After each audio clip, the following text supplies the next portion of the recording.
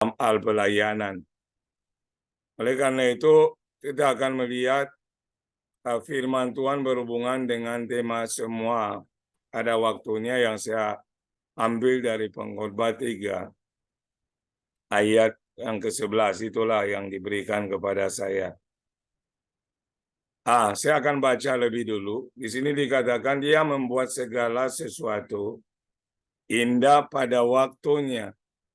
Bahkan ia memberikan kekekalan dalam hati mereka. Tetapi manusia tidak dapat menyelami pekerjaan yang dilakukan Allah dari awal sampai akhir. Jadi, Bapak, Ibu, Saudara, anak-anak muda yang kita kasih, mahasiswa-mahasiswi, dosen, Bapak Ketua, dan semua yang saya hormati, ini pengkhotbah ditulis oleh seorang hamba Tuhan yang luar biasa, yang hebat, yang dahsyat. Kenapa demikian? Ini orang yang paling berhikmat di alam semesta selain Tuhan. Karena ketika Salomon dipercayakan untuk menjadi raja, Tuhan menanyakan kepadanya apa yang dia hendak Tuhan lakukan buat dirinya. Kemudian Salomo meminta hikmat daripada Tuhan dalam rangka untuk memimpin bangsa yang besar yang Tuhan percayakan untuk dipimpin. Kemudian Tuhan menyatakan karena dia tidak meminta Tuhan memperkuat kedudukannya dan semua hal yang lain, Tuhan berkata hikmat itu akan diberi seperti tidak pernah ada sebelumnya dan bahkan tidak akan ada setelahnya. Maka saya katakan itu adalah orang hebat karena bicara hikmat, bicara mengetahui tentang pikiran Tuhan, mengetahui isi hati Tuhan. Tetapi orang yang hebat ini pada akhirnya membuat satu kesimpulan berdasarkan pengalaman yang dia telah lalui. Dan dia katakan, segala sesuatu adalah kesia-siaan belaka. Artinya kedudukan setinggi apapun itu sia-sia, kecantikan, kegantengan, kekayaan, atau apapun yang dikejar di bawah kolong langit ini merupakan sesuatu yang sia-sia. Itu adalah pengalaman yang dialami. Oleh karena itu, bicara semua ada waktunya, ada 3 makna yang saya akan share berdasarkan ayat yang saya bacakan tadi. Yang pertama adalah, apa makna semua ada waktu buat kita hari ini? Itu maknanya membawa kita untuk perlu memahami bahwa waktu adalah milik Tuhan dan bukan milik kita. Saya ulangi, waktu itu adalah milik Tuhan dan bukan milik kita. Itu yang kita perlu pahami. Pengkhotbah 3 ayat 11 bagian yang pertama berkata, ia membuat segala sesuatu indah pada waktunya. Kata waktunya berbicara bahwa dialah pemilik waktu. Waktu ada di dalam Tuhan, waktu tidak mengatur Tuhan. Tuhan itu ada sebelum segala sesuatu ada, tidak terbatas oleh waktu, tidak terbatas oleh keadaan, tetapi justru dia yang mengatur waktu. Perbedaannya dengan kita diatur oleh waktu. Waktu itu ada 2, Kronos yang adalah 24 jam yang kita nikmati setiap hari, dan Kairos yang adalah waktu Tuhan dalam hal tertentu yang dia rancangkan. Oleh karena itu Alkitab mengingatkan kepada kita pagi hari ini, bicara semua ada waktunya, mengingatkan bahwa waktu itu milik Tuhan dan bukan milik kita. Kita hanya adalah orang yang sedang menikmati waktu. Kita ada di dalam waktu, maka kita akan ada hari ini dan ke depan. Walaupun kita sudah tidak ada, waktu tetap ada, dia berjalan. Oleh karena itu, waktu adalah milik Tuhan sehingga kita perlu mulai menggunakan waktu itu dengan baik. Kenapa? Waktu itu segala sesuatu ada waktunya. Seperti pagi hari ini saya sakit gigi. Kemarin saya jalan dengan baik, saya melayani dengan sukacita. Saya pulang kumpul dengan beberapa orang. Tetapi ternyata di malam hari saya mulai sakit gigi sampai mulai bengkak di sini. Ada waktu untuk segala sesuatu. Dan waktu itu karena bukan milik kita, kita diingatkan untuk menggunakan waktu itu dengan sebaik-baiknya. Kenapa? Ada waktunya di mana kita juga tidak akan ada lagi di dunia ini. Maunya orang muda, maunya orang yang sudah tua. Karena Tuhan yang punya waktu dan dia melakukan apa yang dia mau. Dia mempercayakan waktu hari ini untuk kita menikmati. Maka ada baiknya waktu itu kita menggunakan dengan sebaik-baiknya. Itu yang diingatkan melalui poin yang pertama. Yang kedua, untuk tidak lama, karena waktu saya diberi 15 sampai 20 menit. Yang kedua, apa makna dibalik semua ada waktunya? Itu mengingatkan setiap kita bahwa sangat penting kita memahami bahwa waktu adalah kesempatan. Waktu adalah kesempatan. Maka Pengkhotbah 3 ayat 11 yang sama berkata, Ia membuat segala sesuatu indah pada waktunya. Bahkan Ia memberikan kekekalan dalam hati mereka. Sekarang mulai melihat kata indah karena ayat ini sering kita suka gunakan. Oh, semua ada waktunya, indah pada waktunya. Bahkan kita nyanyi lagu tentang ini. Yang namanya indah itu bukan dalam pandangan kita. Indah ini karena itu berhubungan dengan waktu, indah dalam pandangan Allah, dalam pandangan Tuhan. Maka karena Tuhan punya rencana, Tuhan punya keinginan, Tuhan punya kehendak, Tuhan akan melakukan apa yang dia mau tepat pada waktunya. Indah bicara itu teratur. Indah itu bicara sesuai pada tempatnya. Indah itu bicara itu sesuai dengan apa yang menjadi isi Allah. Maka dikatakan itu dia memberikan kekekalan dalam hati mereka. Artinya apa? Sesuatu yang panjang, sesuatu yang tidak terbatas. Jadi itu keluar daripada apa yang kita alami. Maka saya katakan dia berhubungan dengan pandangan Tuhan indah itu. Kenapa? Kalau kita melihat definisi waktu dalam Kamus Besar Bahasa Indonesia, salah satunya adalah waktu itu bicara kesempatan. Bayangkan, waktu bicara kesempatan, definisinya dalam Kamus Besar Bahasa Indonesia. Peluang, salah satu definisi yang lain. Oleh karena itu adalah kesempatan, tadi poin pertama menyatakan itu milik Tuhan, maka pahami bahwa hari ini, kesempatan yang Tuhan beri untuk melakukan hal-hal yang berhubungan dengan kerajaan Allah. Hal-hal yang memuliakan nama Tuhan. Hal-hal yang meninggikan nama Allah. Oleh karena itu ayat ini berkata, dia memberi kekekalan dalam hati mereka, bicara tentang rohnya yang membuat saudara memahami pikiran Allah dan mengerjakan apa yang Allah mau. Hal-hal yang membawa keuntungan, yang berbuah untuk kemuliaan nama Tuhan dan kerajaannya. Itu yang disebut indah.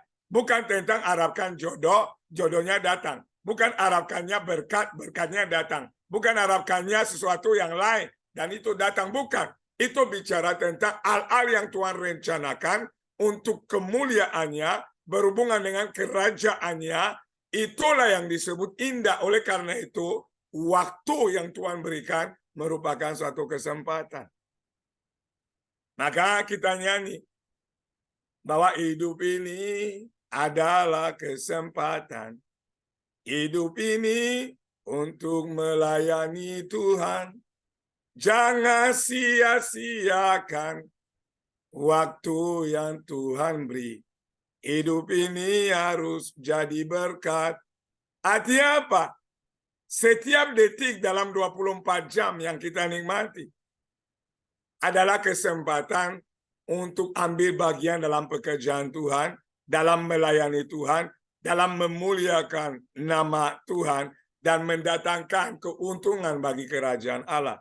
Maka mahasiswa-mahasiswi yang kita kasih hari ini kuliah. Maka kami sebagai dosen mengajar, sebagai bagian pelayanan. Maka di gereja kita melayani.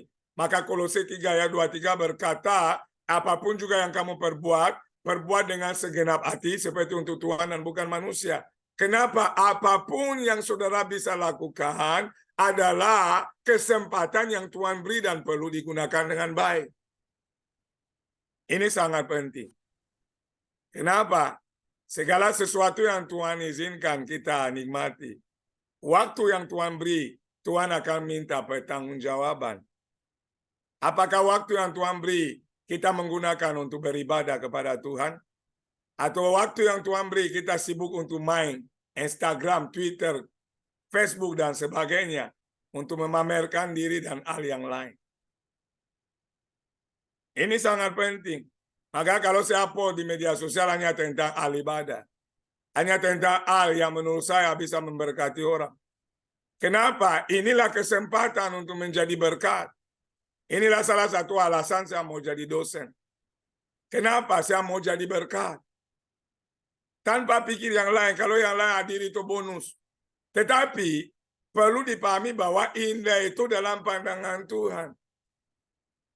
Dan pandangan Tuhan adalah pandangan yang memang terbaik. Oleh karena itu Alkitab mencatat Tuhan membuat segala sesuatu indah. Kalau segala sesuatu berarti apa? Termasuk hal yang menurut saudara dan saya tidak baik.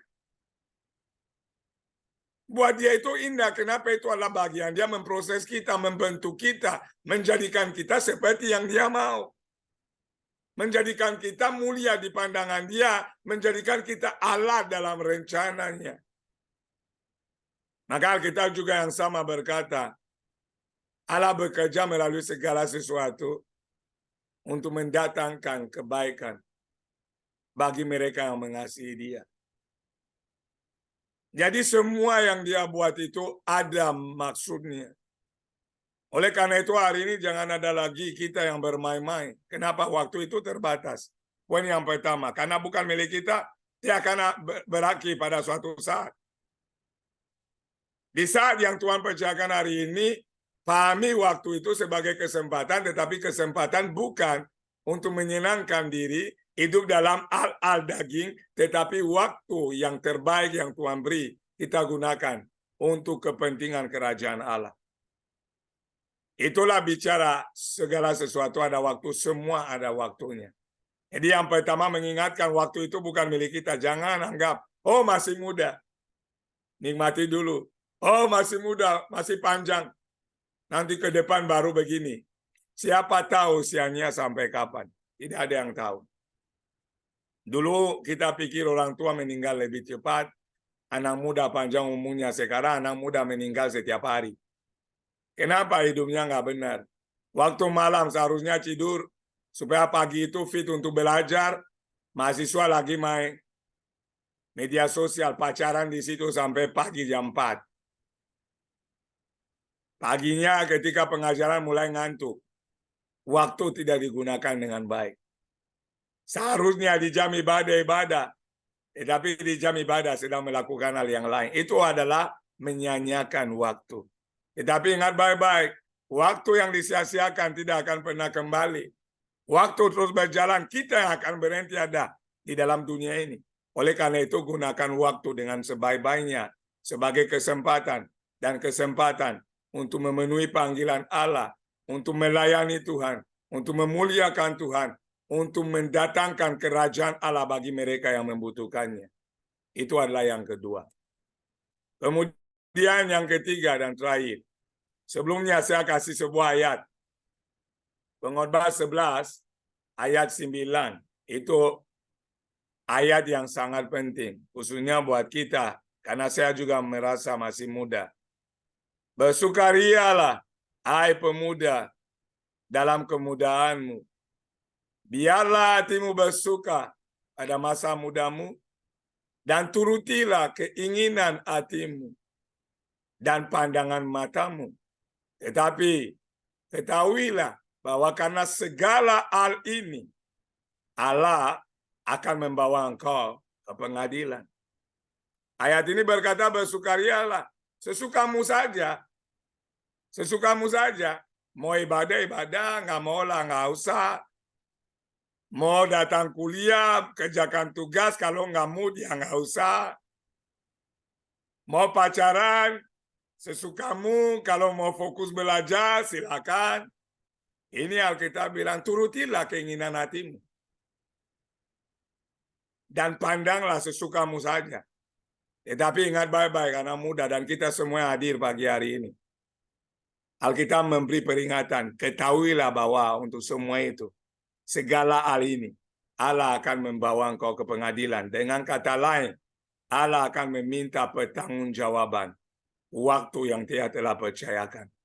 Allah akan meminta pertanggungjawaban terhadap kesempatan yang telah Dia berikan. Dan ingat baik-baik, di waktu itu tidak ada lagi alasan. Kita akan menghadapi kata Allah, di mana kita harus memberi tanggung jawab kita terhadap waktu dan kesempatan yang telah Dia beri selama di dunia ini. Oleh karena itu, jangan menyanyiakan waktu. Kemudian yang terakhir, apa makna di balik semua ada waktunya buat kita hari ini? Apa yang Alkitab mau ajarkan? Apa yang Alkitab mau ingatkan?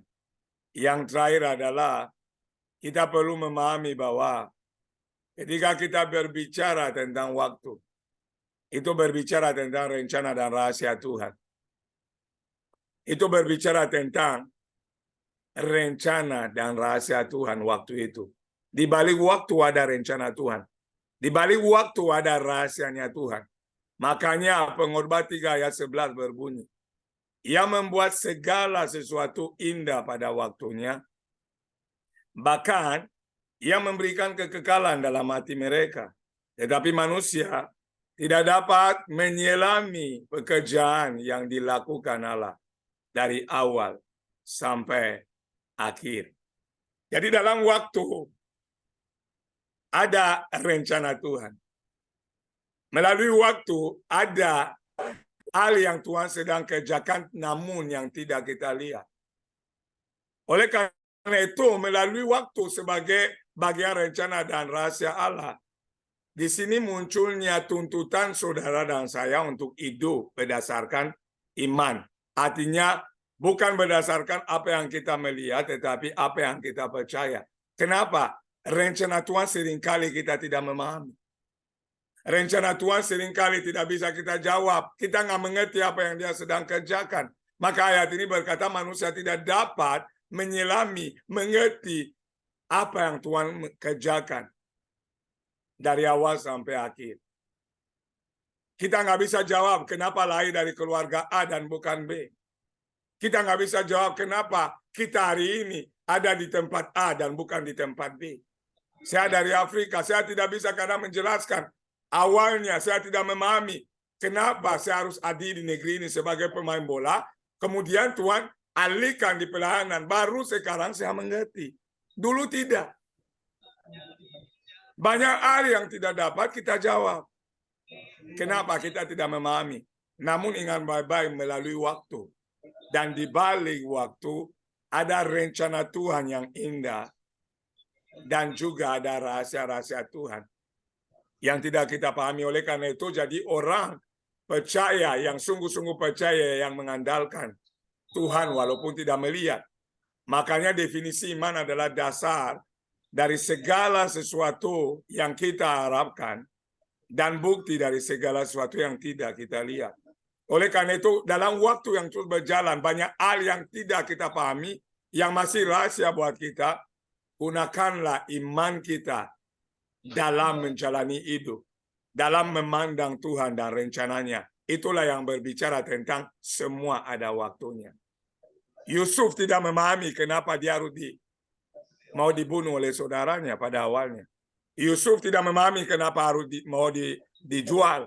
Kenapa dia harus dibuang di sumur. Kenapa dia harus ke Mesir. Kenapa dia harus jadi budak. Kenapa dia harus dipenjara. Dia tidak memahami. Tetapi ternyata di Mazmur dikatakan bahwa ternyata Tuhan yang mengutus Yusuf ke Mesir untuk memelihara kehidupan satu bangsa yang besar. Ia adalah bangsa pilihan Allah, bangsa Israel. Tetapi pada awalnya Yusuf nggak mengerti apa-apa. Ternyata di balik segala sesuatu yang terjadi, di balik waktu yang berjalan, Tuhan punya rencana dan rahasia Tuhan di baliknya akhirnya mendatangkan kebaikan buat Yusuf dan buat bangsa yang besar.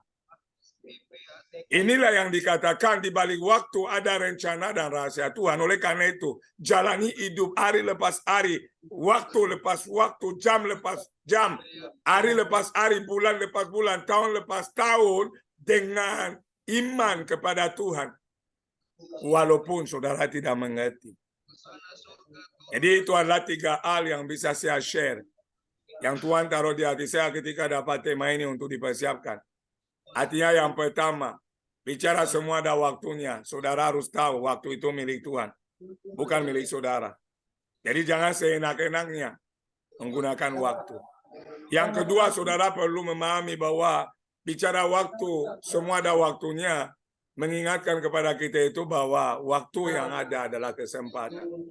Oleh karena itu, gunakan waktu yang ada untuk apa? Memuliakan Tuhan, melayani Tuhan, menyenangkan hati Tuhan, mendatangkan kemuliaan bagi kerajaan Allah. Dan yang terakhir, semua ada waktunya, mengingatkan bahwa di balik waktu ada rencana Tuhan, dan di balik waktu ada rahasia Tuhan yang saudara tidak memahami, namun yang perlu diimani bahwa Tuhan sedang terus bekerja, Tuhan tidak pernah berhenti bekerja, Tuhan bekerja untuk mendatangkan kebaikan buat saudara dan melalui saudara buat orang banyak. Oleh karena itu, marilah kita mempersembahkan hidup, menggunakan waktu yang ada dengan baik. Maka Alkitab mencatat di terakhir bahwa saudara dan saya harus berbuah, dan berbuah selalu untuk kemuliaan nama Tuhan. Karena melalui saudara berbuah, banyak orang akan memuliakan nama Tuhan dan datang kepadanya. Inilah firman Tuhan yang dapat saya share secara singkat pada pagi hari ini. Mari kita berdoa buat firman Tuhan. Bapa di sorga, kami bersyukur untuk kesempatan yang ada, untuk waktu yang Tuhan percayakan, untuk kehormatan yang Tuhan beri bagi kami untuk melayani sebagai umat Allah. Oleh karena itu Tuhan, terima kasih, pimpin kami oleh Roh-Mu sepanjang hari ini, akan sepanjang aktivitas kami, sepanjang hidup kami. Kerinduan kami adalah untuk menjadi berkat. Terpujilah nama-Mu, berkatilah SDT Kataros Indonesia Bekasi, mahasiswa yang ada, dosen yang ada, dan semua yang Tuhan telah pilih untuk mengambil bagian dalam pelayanan yang mulia ini, sehingga melalui SDT ini nama Tuhan ditinggikan.